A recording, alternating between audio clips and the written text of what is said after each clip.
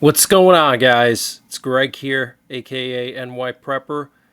It is Tuesday, June 10th, 2025, and I have another emergency alert to share with you guys.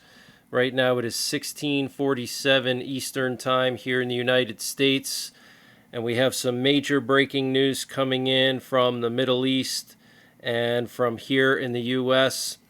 So, preparations for an Israeli strike against Iran's nuclear facilities are said to be nearing completion, with the final steps, including the transfer of munitions and operational planning, currently ongoing. And this is being reported by Israeli Channel 12. And as part of ongoing preparations for a potential strike against Iran, Israeli Defense Minister Israel Katz, IDF Chief of Staff Lieutenant General Eyal Zamir, and Air Force Commander Major General Tomer Bar conducted a high-level meeting at the Nevatim Air Base earlier today. Wow, so all of Israel's top generals, their chief of staff, defense minister, all meeting at Nevatim Air Base earlier today, preparations nearing their completion. And last night, a squadron of Israeli fighter jets entered Syrian airspace and approached launch positions near the Syria-Iraq border and conducted simulated strikes on Iranian nuclear facilities. Wow, that is absolutely very serious, okay? So Israel could even strike as soon as tonight, but I don't think Israel's going to wait a whole lot longer because we had all that big news earlier in the week and over the weekend that Iran has already conducted undeclared nuclear tests. And specifically, the IAEA Director General reported that they were doing implosion tests, okay? So a nuclear warhead has actually two charges. It has the priming charge and then it has the main charge. Okay, so you have an implosion going on inside of the warhead, which fuses together the hydrogen atoms, which causes the nuclear fusion explosion, the chain reaction. Okay, so you need a very powerful explosive to compress the atoms together inside of the warhead. And typically they use either a small fission charge, a fission nuclear bomb, or high explosives. Okay, so Iran was testing this first stage of a two-stage warhead. Okay, that is very, very serious. And we're hearing that yesterday when Trump spoke to Netanyahu on the phone, he said that he still sees a possibility of securing a nuclear agreement with Iran, and as a result does not support military action against Iran at this stage, Axios reported, citing Israeli and U.S. officials. Trump told the Israeli Prime Minister that the Iranians are stubborn and that he's frustrated with their behavior, but he thinks they can be convinced to make a deal and wants to see what happens in the next round of talks, the report said, citing the officials. Wow. And Netanyahu urged Trump to maintain a tough stance, arguing that Iran excels at dragging out negotiations and must face a credible threat of force. Sources familiar with the call were quoted as saying. However, Trump appeared unconvinced by this line of argument. Wow. Okay, so Netanyahu told Trump, listen, the Iranians are playing you for a fool, and now is the time to strike. We have an opportunity now. The Iranian proxies are weak. Hamas is destroyed. Hezbollah is destroyed. Now is the time to strike. And Trump, for whatever reason, is so stubborn because he doesn't want to look like a fool on the world stage, because remember, it was his idea to pursue this nuclear deal with Iran, and he did so behind Israel's back. If you remember, when Netanyahu made the visit to the White House and they were doing the joint press conference, and Trump basically spilled the beans that his people were talking to the Iranians behind Israel's back, okay? So he doesn't want to look like a loser. Trump hates to look like a loser because it was his bright idea to try to make a deal. I'm the deal maker. I'm going to force Iran into a deal. And Iran is playing Trump for a fool. And in the meantime, they're doing implosion tests and they're making all these aggressive demands now. They rejected Trump's proposal yesterday and they sent the proposal back to the U.S. saying that in the peace deal, the nuclear deal, they want the ability to make their own nuclear fuel, okay? And they don't want the U.S. to oversee anything. So their demands are even greater now than they were during the Obama administration when they signed the JCPOA. And Trump said today on Fox News that Iran is becoming much more aggressive in nuclear talks. He said Iran is behaving completely differently than it was a few days ago. Well, duh, because they see the weakness, okay, and they're responding accordingly. And we're hearing that an expanded meeting of the Security Council of the Russian Federation will be held in Moscow today under the leadership of Putin. Sources said that the composition and importance will be greater than before the start of the special military operation in Ukraine. Wow. Okay, so they're having a Security Council meeting in Russia under the leadership of Putin, and the meeting is going to be more important than before Russia invaded Ukraine. Okay, so in my opinion, and I could be wrong, and I hope I'm wrong, Putin wants to use nuclear weapons against Ukraine, okay? And that's why this is so important, because using nuclear weapons is a big deal, okay? So guys, please finalize your preparations. Don't waste your time, okay? Make sure you have everything you need: food, water, self-defense tools, alternative power. Stay in shape, stay healthy, take care of any illnesses you have. Go to the dentist, because when the grid goes down, you're going to have what you have, and that's it, okay? And we're hearing that an anti-American No Kings group is planning nationwide riots this Saturday, the same day as Trump's military parade and Trump's birthday. There's going to be riots all across the country, every city in the country apparently, or protests, whatever. Trump said today that any protesters at the military parade in Washington on Saturday will be met with heavy force. Wow. And the LA mayor said today that Los Angeles is part of a grand experiment to see what happens when the federal government decides they want to roll up on a state and take over. Wow. And Trump said he is considering invoking the Insurrection Act, which would allow the U.S. military to be deployed into California to deal with these so-called rioters, and basically give Trump unlimited power to use the U.S. military to even use lethal force and open fire on protesters and rioters. So this could be the beginning of a civil war, guys, okay?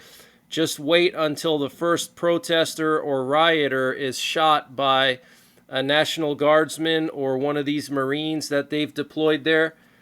All those people down in Los Angeles are going to go crazy. All the cartels, the gangs, they're going to come out guns blazing, and we're going to have a civil war in this country at the same time as Israel is planning to strike Iran, and at the same time as Putin is contemplating nuking Ukraine. This is all going to go down at the same time, and I believe it could happen this weekend even, which is the perfect timing because it's Trump's birthday, the big military parade. Okay, it's just the perfect timing for all these things to happen. And last night, the riots in Los Angeles continued, and they actually spread to Santa Ana and Dallas, Texas, where rioters clashed with police. Trump officially deployed 700 Marines in addition to the 2,000 California National Guardsmen that have already been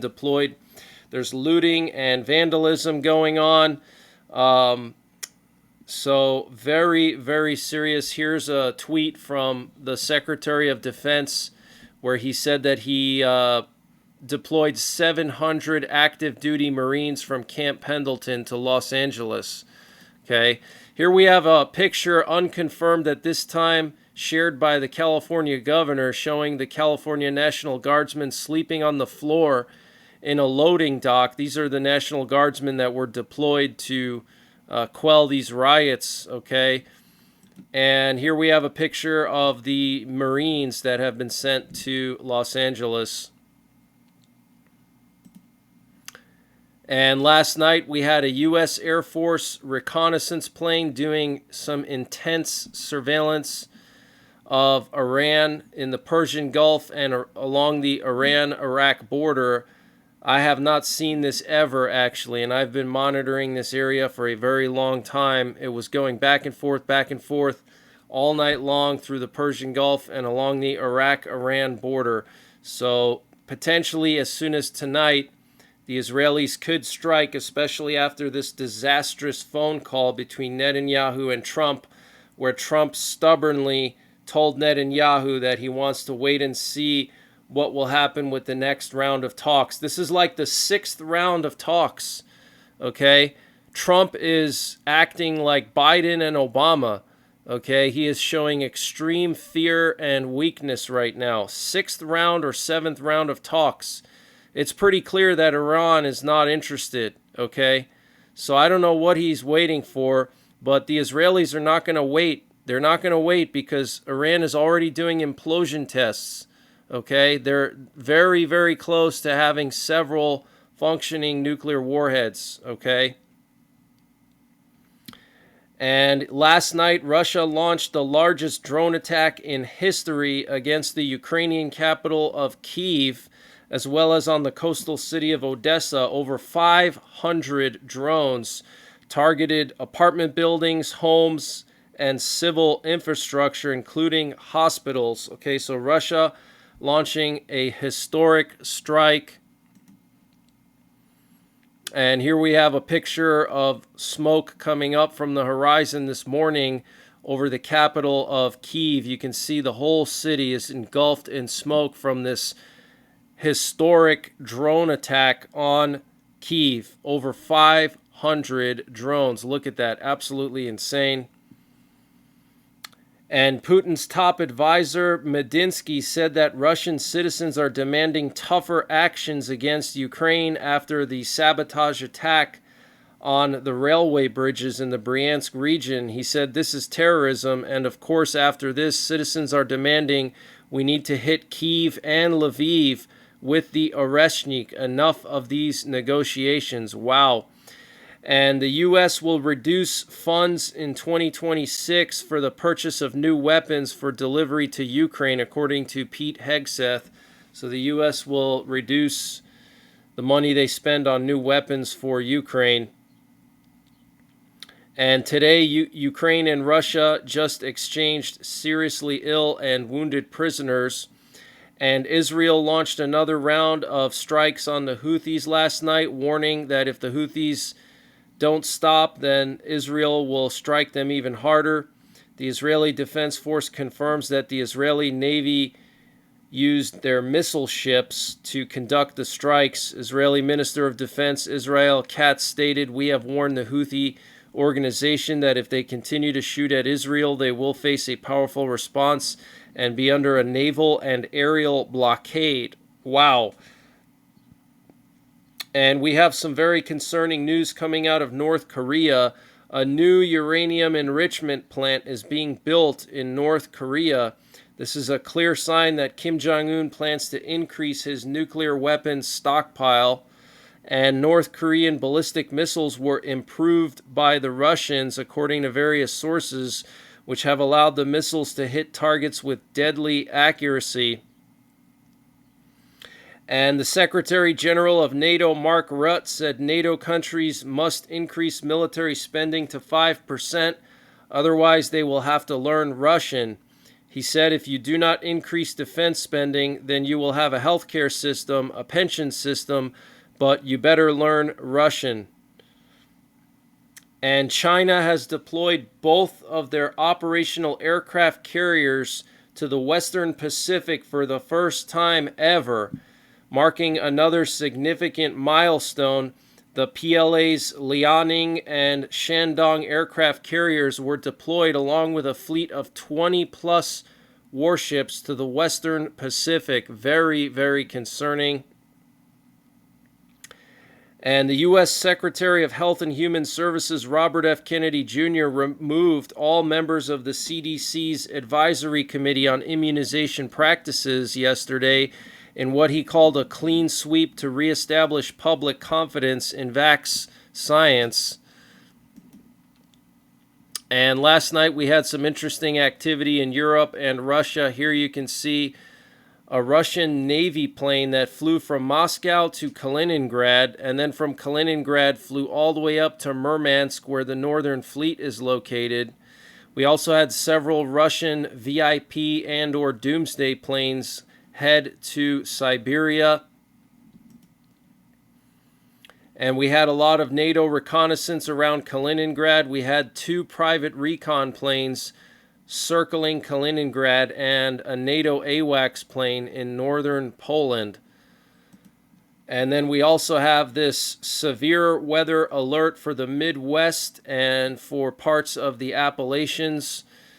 Starting June 15th through the 21st, that's next week, there could be multiple days of severe weather across the Midwest, the Great Lakes, the northern and central plains, Kentucky, West Virginia, Pennsylvania.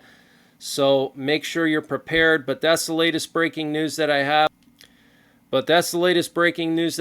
I will be back tonight with live coverage of the riots. I do expect the riots to intensify again tonight.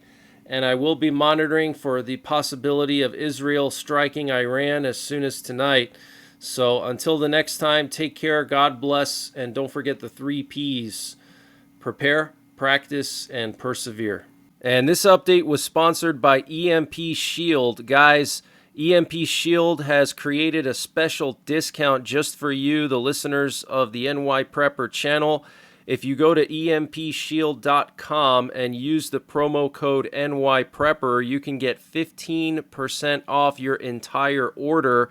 And why do you need an EMP Shield? Well, this is a special device to protect your vehicle, your RV, your solar generators, your radios from an electromagnetic pulse, which could be caused by a solar flare or potentially a rogue country like North Korea detonating an electromagnetic pulse weapon over the United States that's mounted onto a satellite.